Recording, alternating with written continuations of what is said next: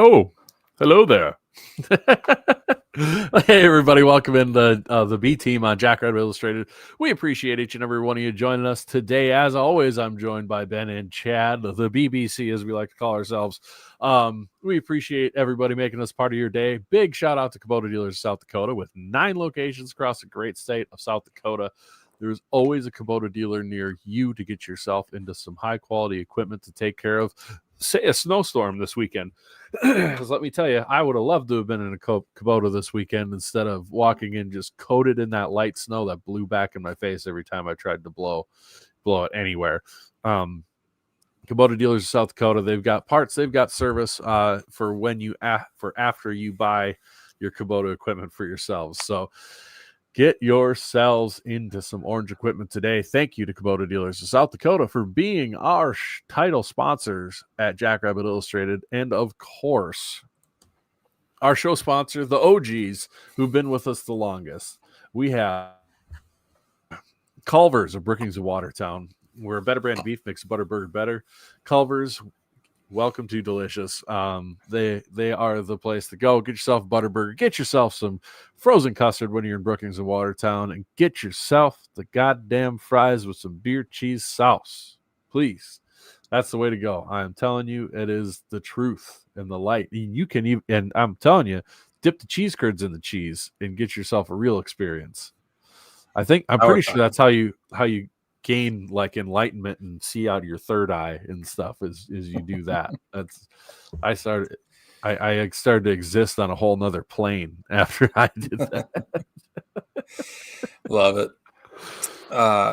Yeah, fun weekend of snow, and what a blast at the game. I completely understand the people that did not want to go out on the roads because they did suck. They weren't good.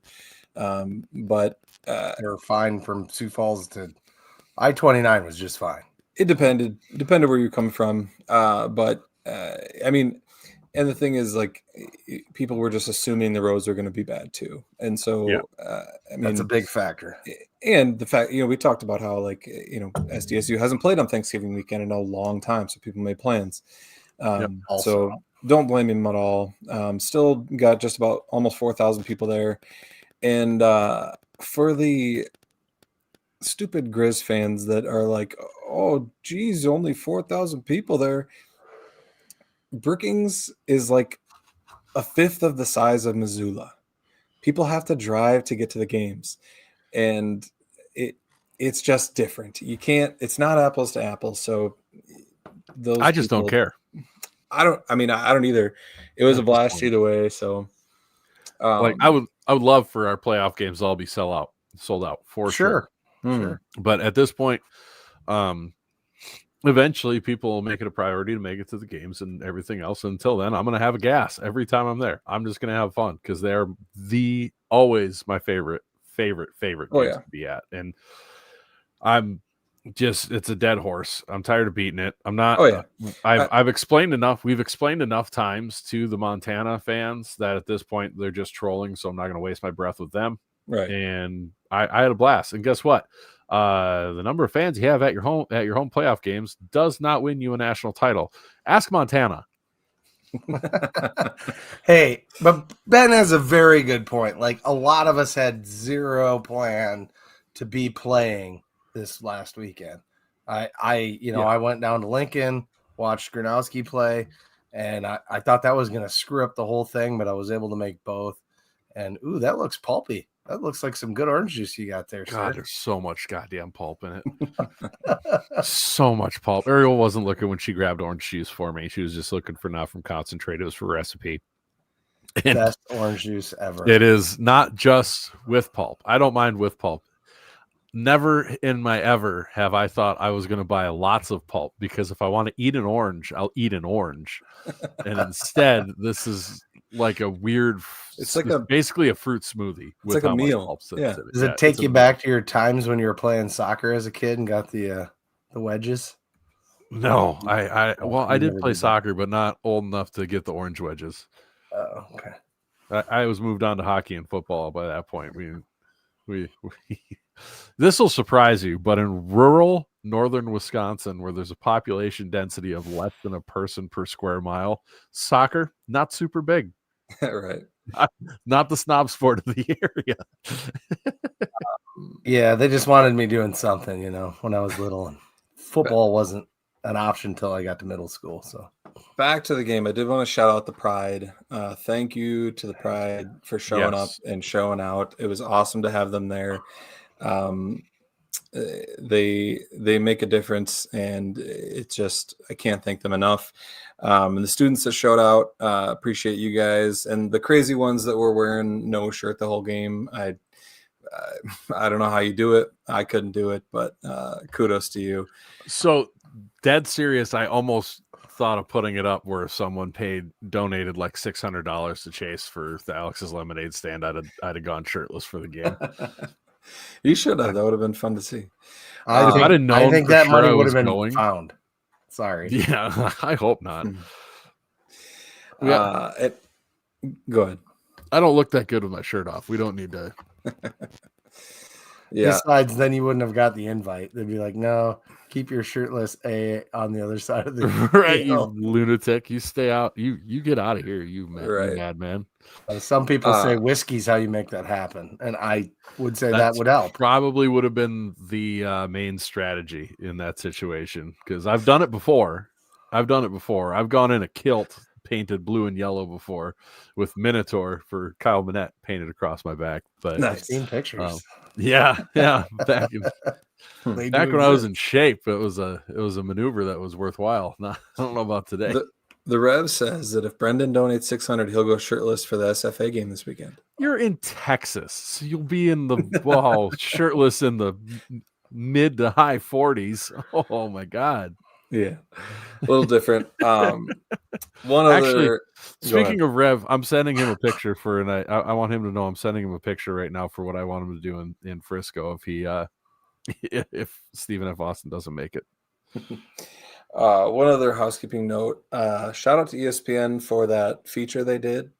That was really, really cool, really well done. And with the kind of the icing on the cake with the comeback win or the walk-off win at UND, that was well done. We give ESPN crap a lot, but they did a good job with that one.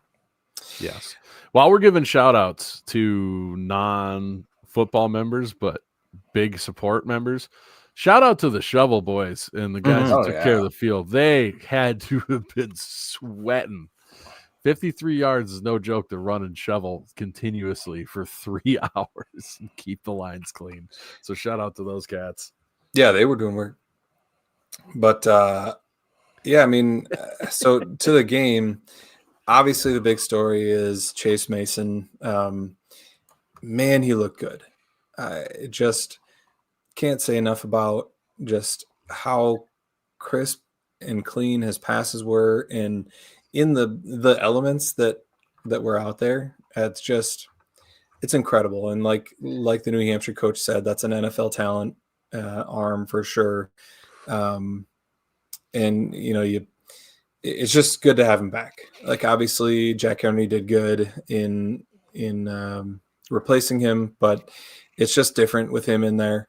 Everything rolls better, and I clipped a bunch of third down plays, but he just makes such a difference. And it's the effect that we used to have with Gronowski when we would get into like third and long, and especially with the Yankees, and we were like, well, it's not a big deal, they're going to convert it. And you have that same effect and confidence with Chase in there, I feel like, where you kind of feel like, well, he's going to read the field, he's going to make a throw, and we're going to convert it. So, I mean, it's just huge having him in there, and just a huge, huge difference. Yeah, you do have. Oh, go ahead, Chad. I was just going to say, dude's got a gun for an arm, and that there's no doubt about how fast it comes up. He's got the soundboard. He's got the soundboard. No, what I was going to say is,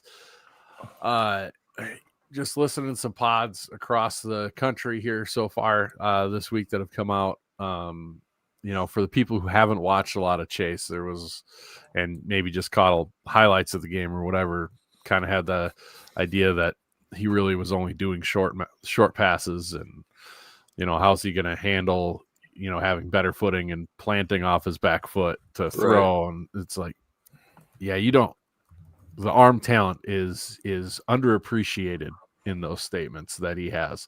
But I'm most impressed with this year, just his ability on the intermediate routes to go through his reads and hit those intermediate routes when defenses are trying to stop you from taking the top off. He's been phenomenal all year on it. If you look at the stats for SDSU on the season and you go, oh, they got 11 interceptions. It's like, yeah, but 2 of them, I think, are from Chase.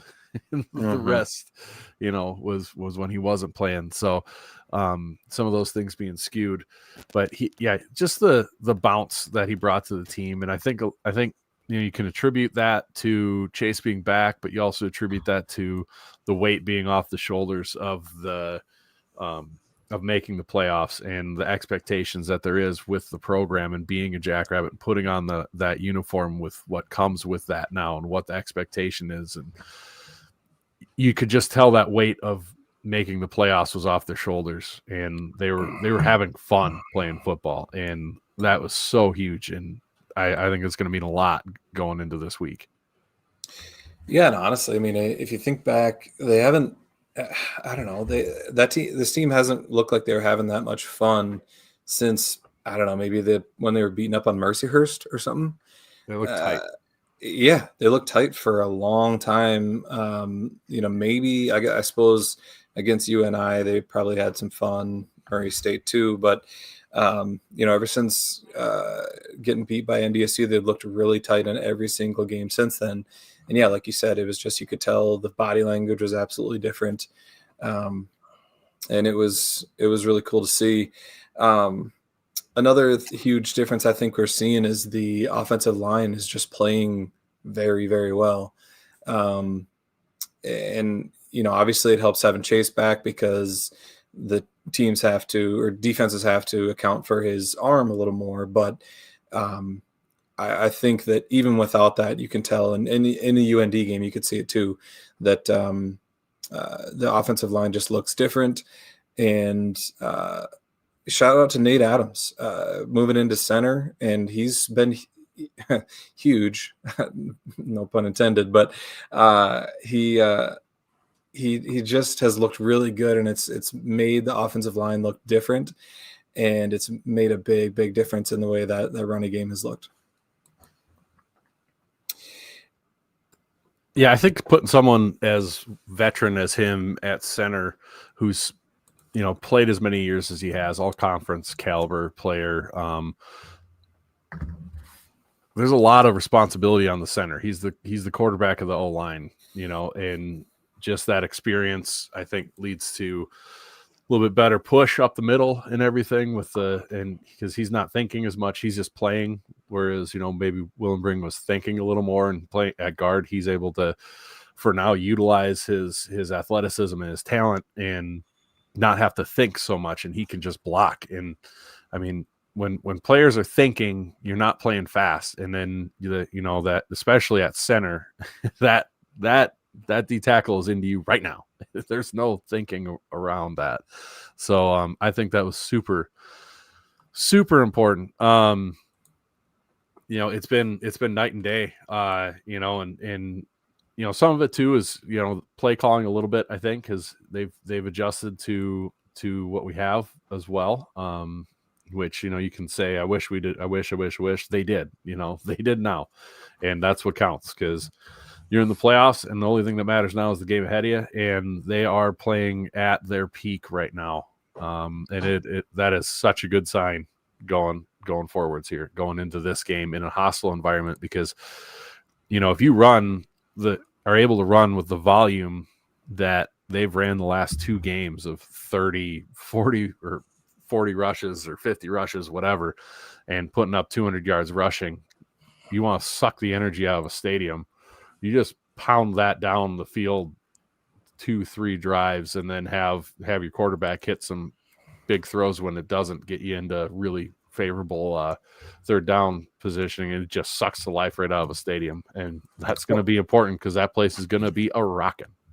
100%. I mean, you look at the formula of when we won the championship. Yeah, Mark Gronowski was good, but man, we were running the ball, and teams just couldn't stop it, and they didn't know what to do. They were like, "Do we commit, 8-9 guys to the box? And if we do, we're screwed."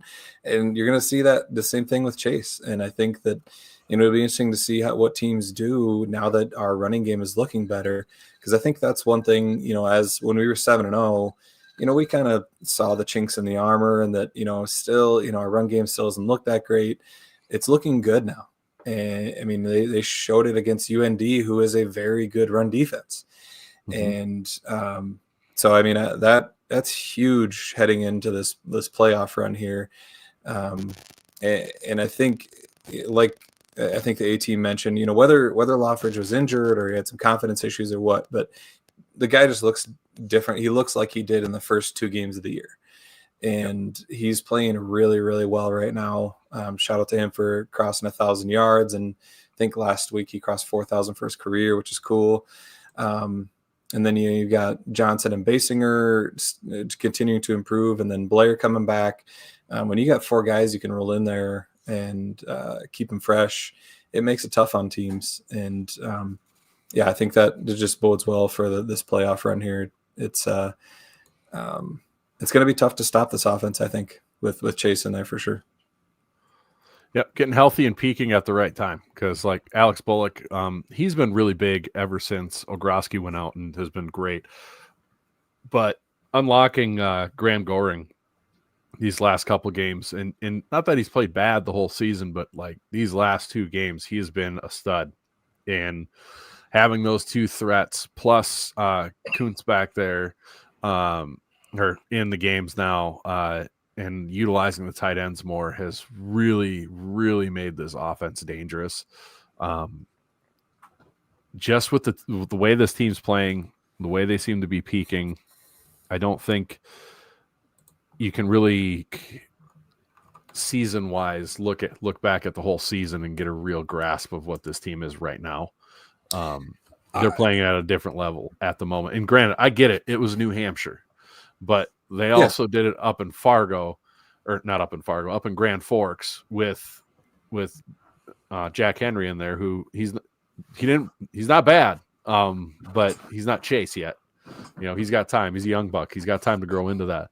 But I mean, you put Chase up there in Grand Forks with the way they ran the ball. Boy, that offense would have really been miserable for him up there. So I think overall, offensively, they're really peaking. Yeah, I mean, you look back and you're like, man, what if Chase was healthy the whole year? Do we go 11-1? We're sitting at the 2 seed or whatever. And I mean, at this point, it doesn't really matter. The point is, like you said, we're playing the best ball that we have at the right time. I think even in the 7-0 run, even against Montana State, I think that this team is playing better than they have all year. And so it's credit to the coaching staff. I mean, they played the long game, and they waited to get Chase back in there, and we'll see. It might work out. We might go on a run here, and obviously I don't know if it was even an option to play him earlier or not, but it's awesome to have him back, and it's awesome to see the confidence the team has. You mentioned the receivers. The one huge thing we have right now is Jack Smith.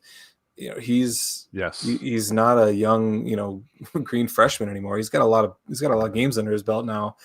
And, obviously it still stinks not having Ogroski, but you get a guy like Jack Smith up to speed. Okay, now we're talking again with this receiving core, and Graham Goring playing the best he ever has in an SDSU jersey. I mean, is his whole career he hasn't played this well.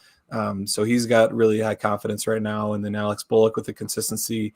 I mean, couldn't say anything better about the offense. We should touch before I go past the offense. I do want to see more of the slingshot play with Coleman Kuntz. Did you see that where he like grabbed Loffridge and That tossed was him forward? Right. That was amazing. He whipped him so hard I wasn't sure he was going to keep his footing, and then he just popped out the other side. That was good. And Jack Smith, what a freaking, that dude's a total Swiss Army knife. I mean, we can utilize him in so many ways too. So it's excellent to have that guy up to speed. Yeah, for sure. He's a legit weapon. And then the defense too. I thought the defense looked like they were playing really confident, flying around. I think at times they, in the 4 games that we lost, they looked a little tentative and hesitant at times. I don't know if they, were thinking, man, we better not mess up because we don't have, Chase at quarterback to make up for our mistakes or what. But I think that they played very confident and looked really good, especially the defensive line.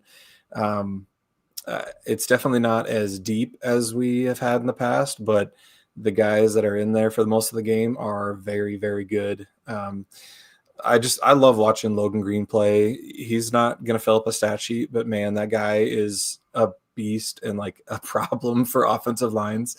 Like he just throws people around. He's just like he's farmer strong, man. That guy, you get him and then you get Claiborne just running around like a wild man. They're really fun to watch. It'll be great to have McShane back. Sounds like he'll be back. Bryce Johnson's looked good in linebacker. So yeah, defense is playing better. Couldn't ask for more right now. Well, and I think because there were some games where like the time of possession wasn't massively lopsided in a bunch of these games in that 4 game stretch, and but I think just the defense can play loose because they're confident the offense is going to put up points, and so they're just flying around the field, and it makes a huge difference, without having to feel like you have to pitch a shutout, maybe, because as happy as we were with Jack Henry as he progressed, the cold facts is the offense was averaging something in the teens until the UND game. So I think that's a big difference. And you spoke on how like even in the early games when we were 7-0, like this offense didn't look incredible. No, I mean it was passable. It was doing well. I think they're still averaging 35 points a game or something. But if you're a Montana fan and you watched that Montana State game, I don't blame you for not being like, well, this isn't a scary offense, because we forget it was 17-17 at the end of that game. We only put up 17 points. We weren't exactly a juggernaut. The defense won that game. Yeah, granted, Montana State has a great defense too. So, you got to credit the other team on the field, but the Hogs, and I think Seth Meyer said earlier, that the team having kind of forced development while Chase was gone, and having, other parts of the team, stepping up eventually with the North Dakota game and finding themselves, I think can really pay dividends. And I think you're seeing that because the UND game, I think holistically, the team was far better than even some of the games when Chase was there, where Chase was covering a lot of warts. So now you're adding Chase to a much better mix of a drink to throw down, and it's really nice. 100%. I mean, all the injuries have been really hard to deal with, and made that, really that 4-game stretch was, I think you can attribute it largely to injuries. But what it did was it got a lot of guys reps. And, I think Coach Jackson talks about how much a game rep is worth compared to practice rep. And I think you're seeing that now. I think we're a lot deeper now than we were at the start of the year. We talked about all the new guys we had and all the gelling they needed to do. And they've done that throughout this year. They've gone through hard times. And I think, I think they're really set up really well to make a nice run in the playoffs here. And couldn't be more confident about where they're at heading into Montana.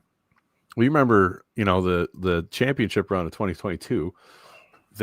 we played something like 22 different defensive starters throughout the year, and then they started getting healthy as the playoffs hit, and then they were just a monster to deal with. And I think the team overall is slowly getting healthier. Now, you're not going to get everybody back, but it's obvious they're getting healthier, and that's playing huge dividends. Yeah, it would seem even like Juice maybe was dinged up because he found a whole nother gear this last two games, really. Yep. Carter Nold brought up Jace Cyfor. He's been an absolute monster, getting better and better every game. We can fill in and we can bounce Claiborne outside. Dude's been an animal just like Logan Green. So a couple other people have brought him up. So just wanted to mention that dude's really come on, and it's great to have that depth, like you're saying, Brendan. Well, you're right, because that was something that wasn't talked about when, the everybody's talking about all the injuries. You're talking about, Van Tol, and you're talking about Chase, and you're talking about Ogroski. Nobody talked about how dinged up the interior D line was. And they weren't able to rotate like they wanted to, and you're playing Kobe out of position, or you're having to play Kobe and Logan Green and Ripperda all the time, and not being able to rest them and keep them at that high end, and getting that depth back is just so huge, especially on the defense, and they're going to need it against Montana. Quickly, I'll mention our sponsor for that segment, Cubby's Sports Bar and Grill in downtown Brookings, the best South sports bar in the Dakotas. It is for sure the most renowned. I believe it's the best. No more rooftop patio anymore with the snow flying, I do not believe, but they are still the place to go. If you're looking for a place to watch the Jacks game, head on down to Cubby Sports Bar and Grill. It will be the premier place to watch the Jacks play.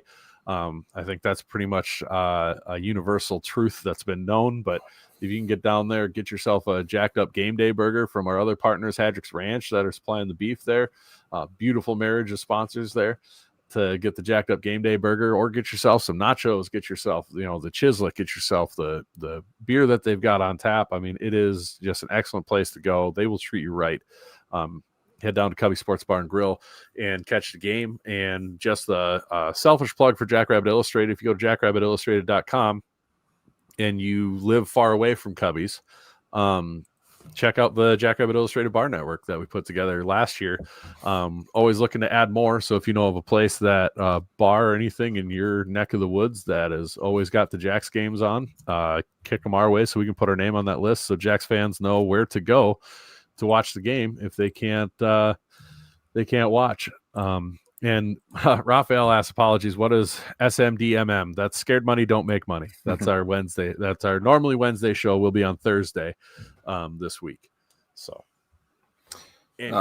somebody asked about us asking the Fight on Montana guys. I believe we have reached out to one of them. Somebody. Yeah. Somebody. We're gonna have somebody. Solid. We're gonna have somebody from the Montana area on the podcast on Montana Sphere. We will have. We could have had someone on tonight if we would have probably thought about it a little earlier, but we could have done a couple different people. But oh well. I keep bringing it up, trying to get Marty Morningwig on there, and I think I'm the only one who remembers him. For whatever reason, his name's stuck in my head as a child watching the NFL forever. Nobody and every time I bring him up, huh? You could have contacted him. I know. That's what I'm saying. Is I'm dropping the ball here. This is not anybody else. This is a me thing. This is a me problem. This is nobody else's problem because I bring it up and I don't make anything happen. But the worst you get is no response or a no. Right. I mean, I've tried with like the Pat McAfee show before. Like I'm not averse to throwing it out there. I don't know. I bring it up and then I forget, and I just need to do it right away when I bring it up. I'm an idiot, but we will have a guest from the Montana sphere of influence. I agree. Ree says it's your problem. Always. I have so many problems. She can probably help you identify some more. That's right. You know the downfall of Ben and Ree together is she's got to be walking away being like going to Ben like, he's got this and probably this, and God, he really needs to face this, and boy, he should talk to somebody about this. No, that's why we have your rants. It's your own therapy session here. Yeah, that's my therapy session. I have a rant for tonight. Yeah. What should we do next? Should we go over the take a look at the bracket quick? I don't know if you got that up, Chad. I don't. Well, no, it's fine. While you're waiting, how about that Youngstown State collapse? I cannot believe it. They were up 35-7 with the Walter Payton Award winner at quarterback at half. They were up 35-7. They were up 42-14 with like 4 minutes left in the third quarter.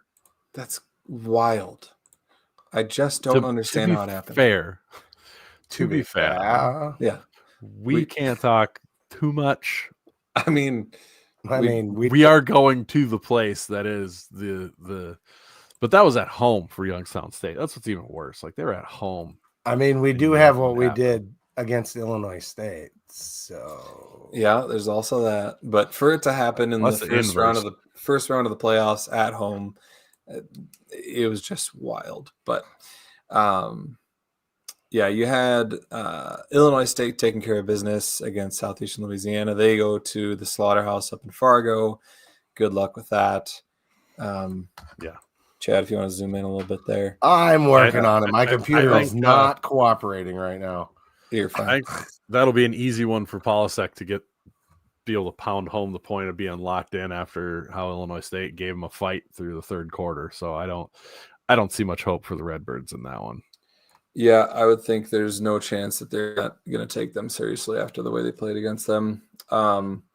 You had Rhode Island. They looked really good early, but they made it more interesting than it needed to be against Central Connecticut. Only winning 27-19. They go to UC Davis. I'll be really interested in that game to see if Rhode Island can go all the way across the country and give UC Davis a game. This is a chance for UC Davis to prove they deserve that 8 seed. Everybody thinks they didn't, but they'll have a real chance here. So right. Then you had Villanova. That was an impressive win against Harvard, and what a stinker of a game from Harvard, losing 52-7. Brutal, man. And thank God Yale did what they did against Youngstown State, because the way it looked at halftime, it was like, oh my God, the Ivy League is a joke. Nobody's ever going to take them seriously again. So what? On one hand, I would have been a little bummed, but on the other hand, I would have really enjoyed the putting the Ivies in their place, because there's so many people that beat the drum that like Harvard could have won national titles in these years, and they're all East Coast yahoos. You're like, come on, dude. They're pretty good some years, I do believe that, but they're not there yet. The whole Ivy League should be thanking Yale and sending them Christmas gifts, because they did a ton for the reputation of the Ivy League. God, if they'd have both gotten pumped like that, the reaction from the football support side of things and admin and funding wise would have been interesting to watch with the Ivies. Man, what if they would have just pulled back out of the playoffs? No, we're good. We're good. No. You know what? Never mind. We're good. That wasn't fun at all. Why do you guys like this? This is awful. This is no fun. Do you think taking it into consideration, and it's best for our athletes to focus on academics? No, it has spoiled my wine and cheese hour, by God. And also the CAA should be sending Villanova Christmas gifts too. Villanova's carrying the way for the CAA. What are your thoughts against them and against Lehigh? Do you think Lehigh is going to hold serve or no?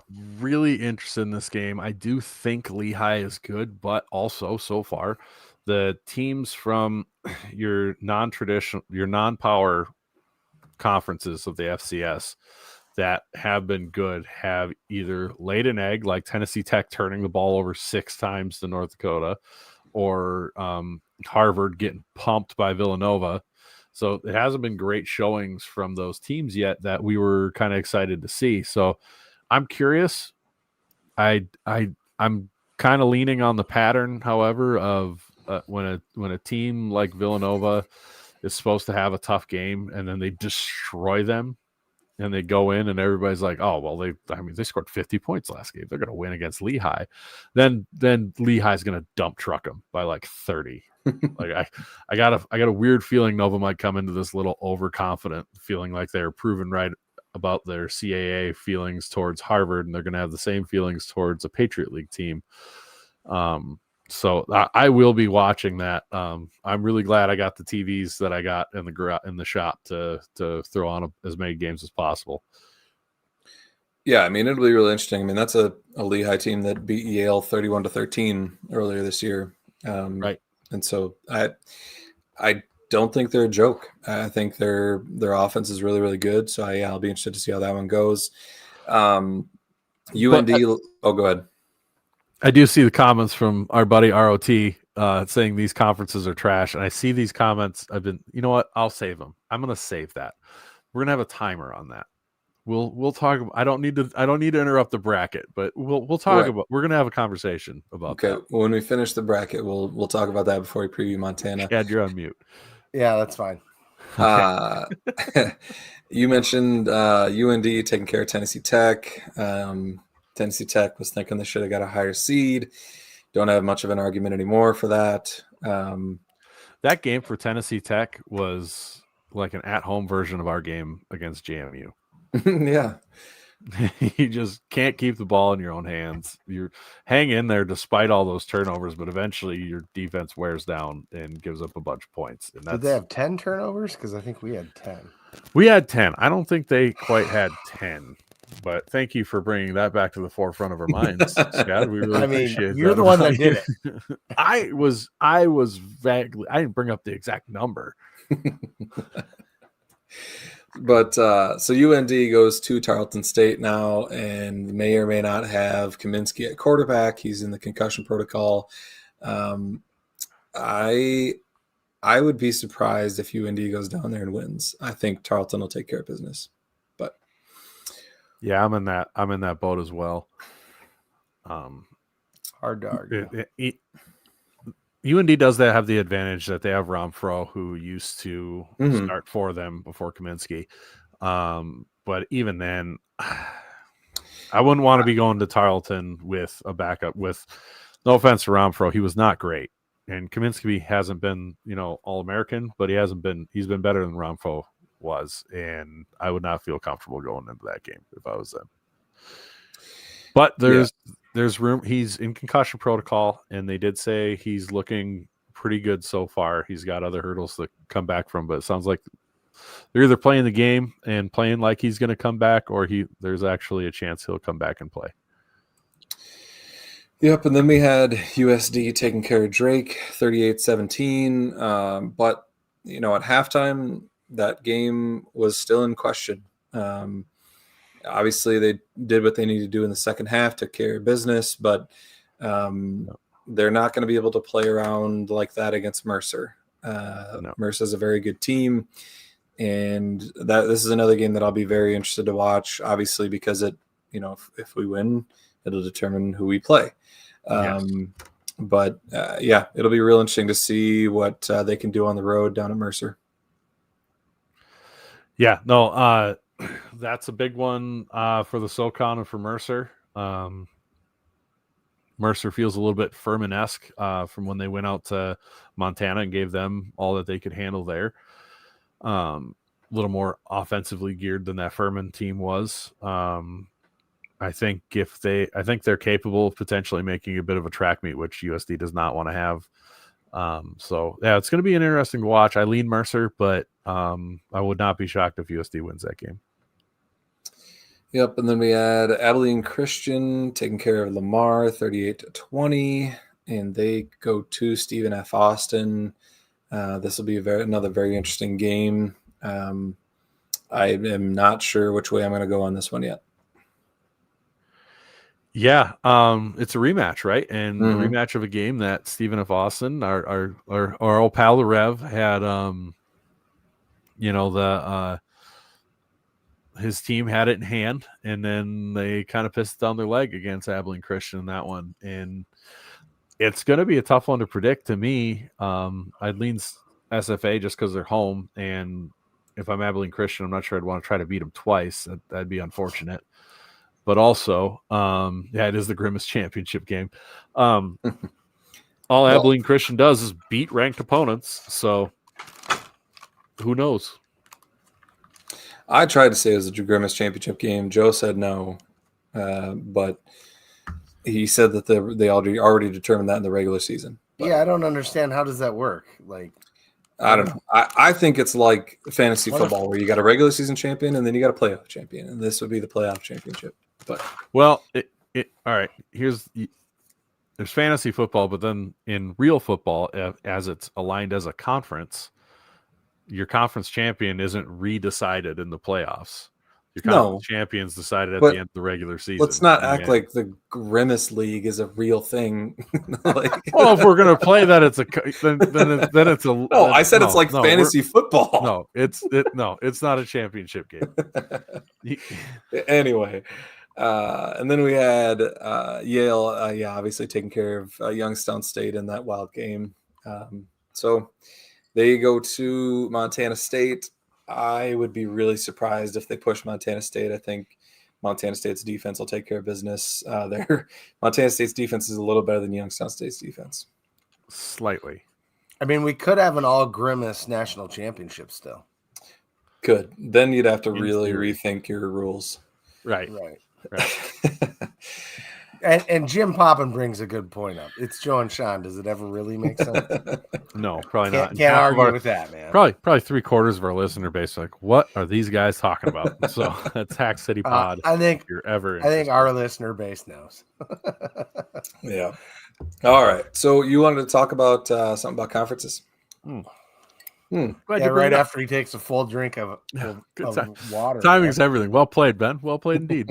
Here's the deal. I see all these Big Sky fans dogging on these other conferences, and then I hear Montana fans going, well, they only beat Youngstown by this much, and they just squeaked by UND, and the Montana State game was so long ago. I got news for you, boys. The Big Sky sucked this year.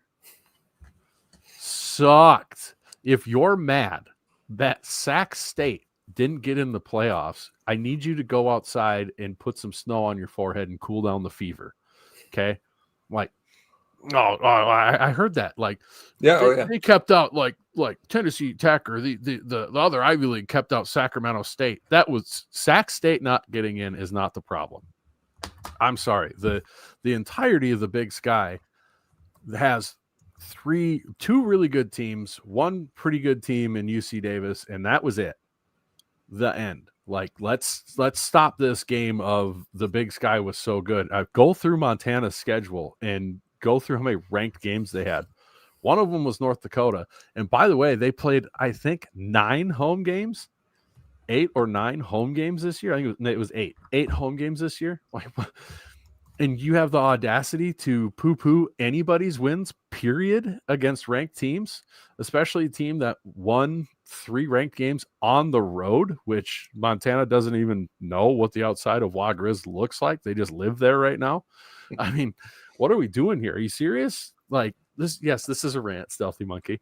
Like, I think Big Sky fans, you need to step back. And I'm not saying the Big Sky is like going to be garbage forever, but you're dangerously going close to the big fluffy territory right now with how that went, with how this season went. You had like Idaho was down, Eastern Washington was down, and by the way, Eastern Washington almost beat Montana in Wa Grizz.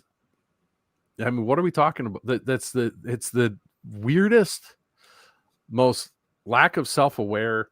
I would expect it out of Valley fans because we're really full of our conference. And like last year, we had people like that where it's like, no, we weren't. The Valley wasn't that good this year.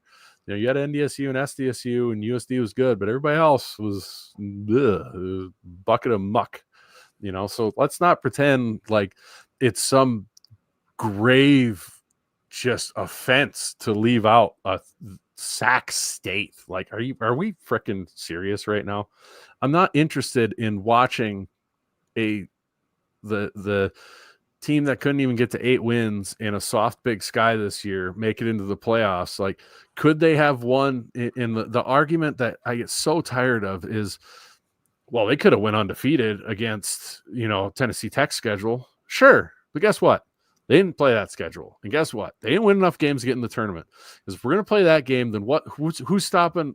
Then where does it end? Well, let's put in a 5-6 or a 5-7 Valley team, because, well, we know they might have won. You can make the argument they'd have gone undefeated against Lehigh's schedule. Like, no, that's nonsense. Like, once you get to that point where you're offended as a major conference, a Missouri Valley team, or you're a Big Sky team, and you are just hurt and wounded because the team didn't get in, I guarantee you there's a game that you should have effing won. Guarantee it. Beat, like, SCSU this year. If we didn't get in, you would have heard zero crying from me. Beat Indiana State. The end. Like, that's, and there'd have been no crying, and there should have been no crying, because that's moronic. Like, every year. I love the Youngstown's guys, but oh my God, don't lose some of these. Like, I think it was last year they didn't make the playoffs and they lost to an NEC team. Like, what are we talking about? Like, don't lose that game and you're in the playoffs. Cry to somebody else. It's, oh my God, there's some bad matchups in the first round. They weren't close. The FBS had a 4-game tournament and 3/4 of the game sucked every time anyway. So what are we? God forbid we give these smaller conferences a chance, but then if the shoe's on the other foot, they'll cry their asses off that, well, there's not enough mid-majors in the NCAA tournament. Well, pick a goddamn team then. How about it? You're in a small conference. You should understand why that works. It's crazy. And Hunter, tell me who said this. If you're not paying attention to your own media, then it was one of your own fan podcasts. It was your own fan podcast. I listened to it today. That was said today. Yes. Good. Yeah, God. I mean, it's just, if it was crazy. Up to ROT, I almost said his name. Just literally said earlier up in the comments here about what I think one of the Big Sky teams would have gone undefeated with Tennessee Tech schedule or whatever. You didn't, though.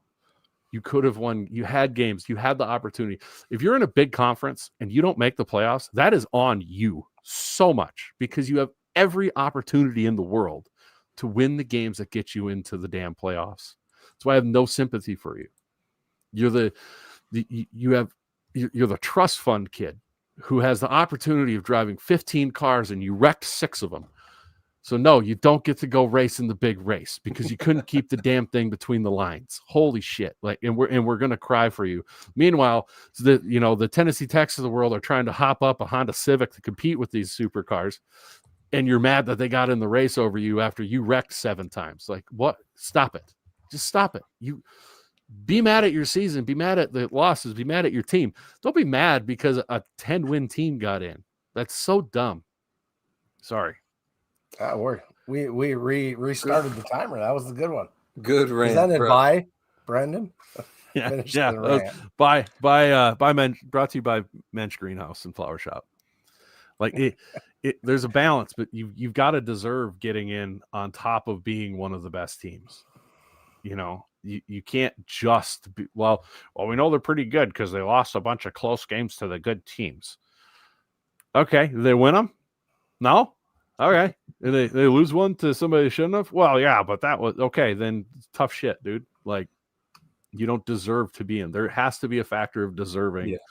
It's not a power poll of getting into the playoffs. And for the numbskulls who say, when someone says, well, do it like the NFL, they have less teams in, so it's fine. If we want to play that game, the NFL almost lets in half of the damn teams in the NFL. That would be a 75-team tournament in the FCS. Like, come on, let's stop. These are nonsensical arguments people make. Like, I get it. It's frustrating that, and you want your conference to have as many teams in. I don't understand. I get why, but I'm not that type of guy. I'm not out here. I want less Valley teams. I don't want to face Valley teams. To me, that feels like the biggest chance for us to lose because they know us. I don't know. Anyways, I'm done this time. I promise. I took it off, so you're good. Love it. All right, on to Montana. I just watched that last night. Headed to Wagriz. Tough place to play, obviously. And looking at the forecast, I haven't looked at it updated lately, but last time I looked, it was going to be snowing, and probably not as nasty as weather as there was in Brookings last weekend. But I think that obviously I would say that playing in the snow this last weekend is going to help if we have to play in the snow again. And one thing that we saw is that the snow and the wind do not affect Chase's arm. As Right. He's just got that rocket arm that it doesn't matter if it's snowy, if it's windy, the ball is going to get there. And I think that is yes, like a gunshot. I'm gonna skip over my comment. Was that? I'm sorry. Anyway, what I was gonna say is that I think it's a huge advantage for SDSU, honestly, playing in this if it is snowy and a little inclement weather, because the other thing about Chase's arm is it's not affected by the wind and snow. And also, it's a lot harder for defenders to react to throws in the snow and bad weather and bad field conditions, which when the ball's coming that fast, you already have zero time to react. And so I think that's a huge advantage for us. Another way I think it's an advantage is that I think that if you could point out a weakness on this team, we talked about how well it's playing and how confident we are at this point. I think that the only thing that we're leery of is our pass defense, I would say, especially like on giving up big plays in the passing game. And that is hampered with bad field conditions and with snow. And so I think, again, that plays into SDSU's hand a little bit. Now, having said that, obviously Montana has some legit weapons that we're going to have to deal with. And, what I said about, the defense not being able to react as quickly is also going to, exist for our defense too, when they're trying to track down Gilman or Wortham. It's going to be very tough. And I'm looking forward to it, though. I think it's going to be really, really, really fun game. Yeah. Something that I think is underrated, I think underrated is the size of Chase Mason in cold weather games matters. Because you can have the biggest arm in the world, but the ball's slipping out of your hand because you don't have the biggest hands and you can't get the best grip, because that is part of what affects you with a cold ball in the snow or the rain when it's slick. His size helps him be capable of unleashing his arm still in there. And the receivers did a phenomenal job of not having balls bounce off their hands. They did a great job catching in the weather as well. Ayat's not small, but he's a little smaller. He's 6'1" compared to 6'4", 200 pounds. So I'll be curious to see how that'll go for them.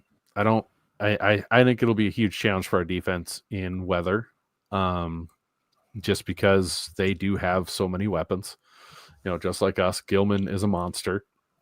You're going to have to stop him at the line of scrimmage, or he's better than that New Hampshire back. So where that New Hampshire back was getting 12, 14 yards, Gilman's going to pop a couple for 50, 60 and a tutty. Oh yeah. In bad weather. That's going to be huge. And like Seth says, we have to be able to make them one-dimensional. They'll make some plays throwing the ball, have to live with that and contain Gilman.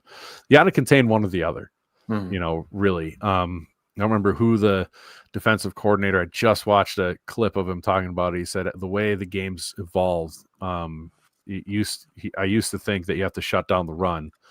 But really I want to make them one-dimensional. If you think about what made NDSU's defense so good, when they were really, that defense was at its peak, or our 2023 defense or the 2022 defense, they forced teams to be one-dimensional. Now it happened to be we were really good at shutting down the run, but if you can make it so they can't pass either, and get them to be predictable. That's just as important in the game. And something that I've not seen mentioned yet, Gaskins was talking to Dan Jackson and yesterday or today. Yeah, today. I listened to that interview, and they had what's his face? The kid of not Kalen DeBoer, not Briggs. Not Riggs?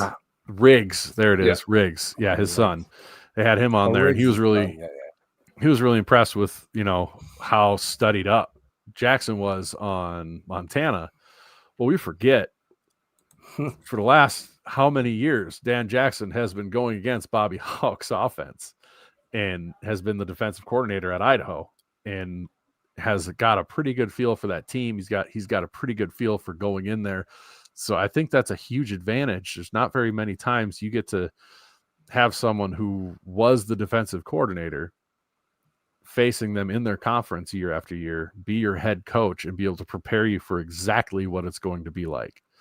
Oh, Jackson was only at Idaho for 1 year. Well, the year he was there, he did all right. He's been there. He understands. He's pretty aware of the players. Yeah, they have. He's studied the team. I apologize for the years. I was wrong, but I still think that matters. I do still think that matters. Yeah, 100%. I think that you mentioned making them one-dimensional. I think we try to stop Gilman, and I think we try to put a lot of pressure on Ayat. I think that Montana's offensive line is suspect, and I think that we can put some pressure on them. Our D-line has been very, very good at getting to the quarterback, and lots of pulp. Lots of pulp. Can you tell? Got it hanging from your mustache. Pulp in the mustache. Yeah, I think we get to Ayat a few times. I think we rattle him, and I think you're going to have to live with some of those big plays. And I think that we've seen that with this defense, and I think, I fully expect that we'll see one or two really big plays. They may go for touchdowns, they may not. But I think it's something that you give up in order to shut them down more frequently in the run game. And try to get to Ayat and make him uncomfortable. On offense, I think we continue to run the ball quite a bit, and I think we see Chase run a little bit. I think we see his legs used. We didn't do that against New Hampshire. Didn't need to, but I think that the indication is that they were going to wait until Chase was. They wouldn't have to hold anything back with him. And so I would expect that we do see Chase used in the run game a bit in this game. I also wouldn't count out the fact that if it comes to it, that they use Ayat in the +1 run game as well, because that dude's pretty slippery. So, I mean, they haven't needed to use it. He's been more of a scrambler this year, but that doesn't mean it's not sitting on the back burner. So it's something, I mean, we're going to try and stop the run. That's our guess. I would agree with that, but we got to, account for that guy in the backfield too. Yeah, he is he's a problem, man. You got to worry about his legs too. And it seems like that's every good quarterback in the FCS nowadays, where guys are going to have to be disciplined when they rush them, and you're going to have to get them on the ground. It's going to be just so huge to win up front, so huge in the pass or run game, especially if it's bad weather and a tough track, because it can get slick out there too, and you don't want you don't want Ayat in the open field able to put a shimmy on a defender in bad footing, who's out in space, who's been covering a receiver. So it's going to be really, God, this is going to be a fun game. I can't wait for this game. Oh, yeah. It's a long week. It's a very long week. One more key, I think, Ayat, I think what he's done really well towards the second half of the season is protect the ball. And I think that our defense has shown that they have the ability to create some turnovers by pressuring the quarterback and disguising some things. Jim says Jalen needs a pick this week, and it can turn the game around. It can make the difference in a, I can expect it to be a 1-score game. Honestly, I don't see either team running away with it. And, if we can protect the ball and create a turnover, it could be the difference in the game. Yeah. For my good buddy Brad, no chocolate milk tonight. Probably for the Scared Money show, I'll have chocolate milk. And ROT, after you ducked the Hack City guys, I don't want no guff from you. Don't Yeah, give me sarcastic what a loser apologies. thing to do. Don't give me these sorry. Don't give me these fake sorry for swearing. This patronizing crap. We swear plenty. You know exactly what's going on here. But yeah, that's what. Don't give me that after you ducked them. That's you can't do that. So yeah, Garrett Meyer says, "How about Coach E trolling us with the quick screens?" They were an ideal play for how they were playing us in that game, and with the conditions of the field. Give that athlete room 100% to make some moves. We should bring up our sponsor as we're at an hour here, HadrickRanch.com. As I mentioned before, Troy, I got to reach out to you. I'm getting 3 prime ribs from you here, buddy. Hopefully they're the best you got. My mom's picky. They're all but, good, I know they'll be fantastic because Hadrick Ranch is the best beef that you can get. You can get it ordered to your home anywhere in the continental United States, wherever you may be, wherever you're listening to us. You can get yourself some certified ranch to table Angus beef from Hadrick Ranch. You can get anything. You go to their website, www.hadricksranch.com. Pick a beef bundle, or give them shoot them a line, shoot them a message, give them a call, tell him exactly what you want. He can hook you up with that as well. You don't have to just do the bundles. I've gotten all sorts of different things from dino ribs to briskets and everything else. So, get yourself some of the best beef you've ever had in your mouth, and get yourself some Hadrick Ranch beef off of HadrickRanch.com. Perfect. Yes, Seth says there is room in the playbook for bubble screens, but we don't want to do on every third down and be too predictable with them. One thing I would like to see, and so Coachy, pay attention, all the Montana coaches, cover your ears. Yeah, Coachy, listen up. Real ball knower here. Real quick. Slug. Knower of ball. No, so we do it on a third down when they know that we're going to do it. But what we do is the blocking receiver, instead of blocking, fakes blocks and takes off. The touchdown, easy. So you're welcome. Throw it to him instead, you're saying? Yeah. Or fake the screen and go deep. Throw Jack Henry out there. That'd be fun too. Double pass. Yep, double pass off of that baby. He's got the tricks up his sleeves. We saw that little toss reverse that he ran on the in the New Hampshire game that picked up quite a few yards to Jack Smith. That was a lot of fun. So, yeah, we'll see. I think he's getting into his bag more now that he's real familiar with what works and what doesn't with his team. I'm with Jim. Just throw it to Goose. Yes, just hand it to Goose. Give it your 4-yard back and get 4 yards every play. For real. No, I mean Josiah Johnson's taken that role pretty well. He's that dude. He runs the ball hard. Didn't he crack open his face mask this last game? Wasn't that him? Did he? I didn't see that. Yeah, I didn't see that. Somebody said that in the notes last week or last podcast. So that's fantastic. Yeah, I must have missed it. I listen live and I don't pick up as many things because I'm trying to make people crack sometimes with comments. And we got the FCS Fans Nation boys good after that show. Yeah, my God. We got to laugh 3 or 4 times so they're on screen. Couldn't show the comments. Sugana. He's one of my favorite players. Sugandis. All right. With that, I think we should probably wrap it up. We're over an hour here. Come watch us on, what night are we doing? A Thursday night? Apparently.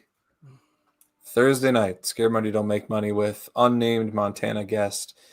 And, we'll be picking all the playoffs games against spread and doing a final preview for the Montana game.